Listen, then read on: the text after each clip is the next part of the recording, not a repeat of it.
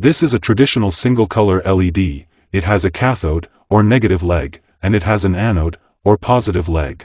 This is a multicolor LED RGB. It has a common leg, being the longest of all, which can be the anode or the cathode, depending on the configuration, in common cathode, or in common anode. And it has 3 extra legs, with which it controls the blue color, control the green color, and control the color red. If we connect these legs with a microcontroller, such as an Arduino-compatible Uno board, the red leg, to a first digital pin on the board through a resistor, the leg for green, to a second digital pin through a resistor, and the leg for the blue, to a third digital pin through a resistor. From our Arduino development environment, and using the analog write method, we will be able to have digital control of the color of the LED. For example, for the red color component, for the green component, and for the blue component, according to the additive mixing synthesis of red, green, and blue colors. If we mix the color blue with the color green, we will get the color cyan, or light blue. So if digitally, we add a blue component and a green component, we can see the resulting light blue color. Likewise, if we mix green with red, we get yellow.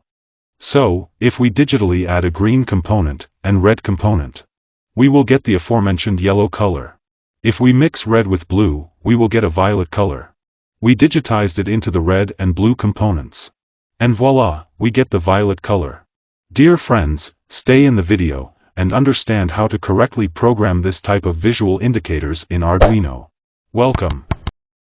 If we enter the Google search engine, or the one of your choice, and type RGB color code, we enter, for example, the color code for HTML web pages. We find here a color palette, and in which we can see the digital representation of the color in an RGB format, among some other formats that are illustrated here. So, if we choose any color in the palette, we can see that this color that we chose has its own numerical representation in this RGB format, acronyms coming from red, green, and blue, in English.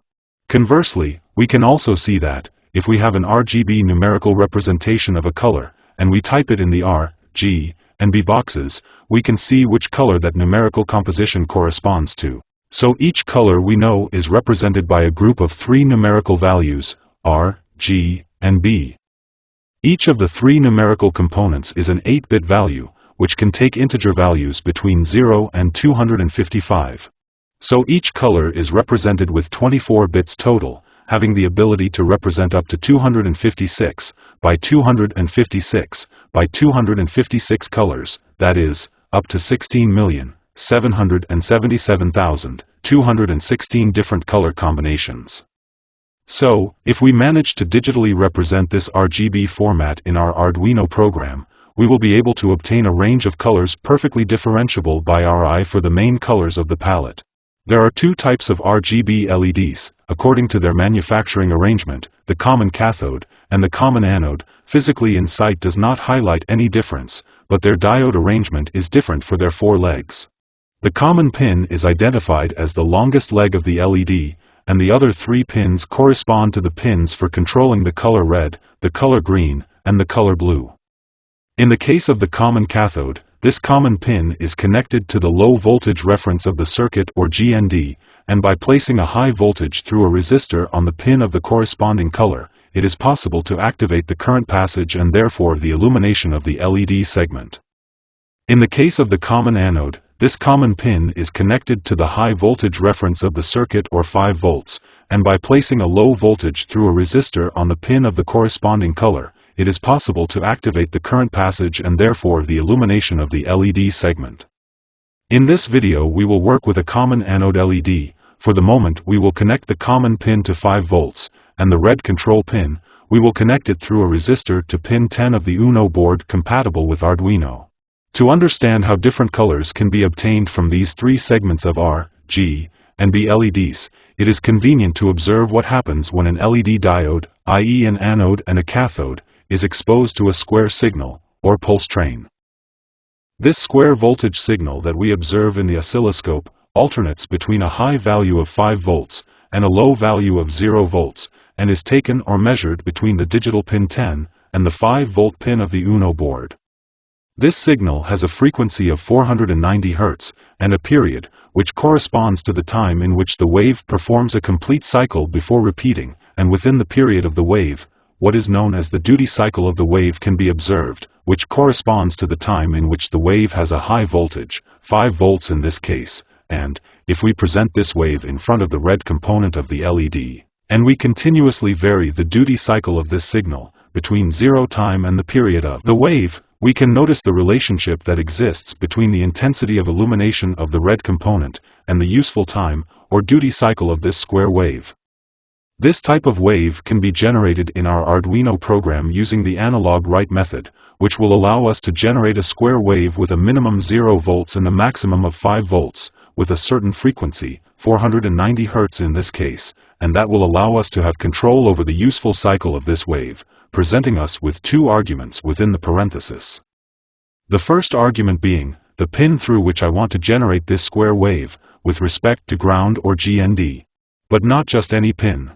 In the case of the Arduino Uno board, it corresponds to any of the 6 pins with the ability to handle PWM, or pulse width modulation, and which correspond to the pins marked with this symbol on the board.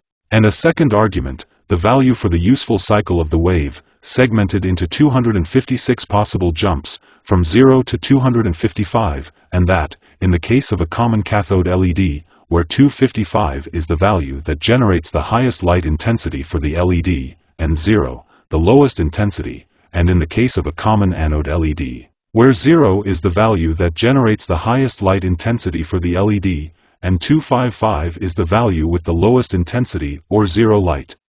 So, to control the duty cycle of each wave for each of the 3 legs of the RGB LED, we will use 3 analog write methods, one for each RGB color component. Then we already have the little leg that controls the red color connected to pin 10 of the Uno board, then let's connect the green leg, with the pin 9 of the board through a resistor, and the blue leg, with the pin 3 of the board through a resistor. If we set 0 on the duty cycle of the red pin, we will see the red color at its maximum intensity. If we set 0 on the duty cycle of the green pin, we will see the green color at its maximum intensity. If we set 0 on the blue pin duty cycle, we'll see the blue color at its maximum intensity. Obviously we can make combinations of these 3 components to obtain the color we want for the LED. To get a sweep of the LED color over the whole range of colors. Inside the void loop method, I will place a first for structure, to lower the intensity of the blue color, and to the same extent, increase the intensity of the red color, every 20 milliseconds. A second for structure, to lower the intensity of the red color, and increase the intensity of the green color. And a third for structure, to lower the intensity of green color, and increase the intensity of blue color, and that's it. We load the program to board Uno, or Arduino Uno. And here we see the result. Dear friends, a special greeting from Electronic Spot. I hope you enjoyed the video, and see you in the next one.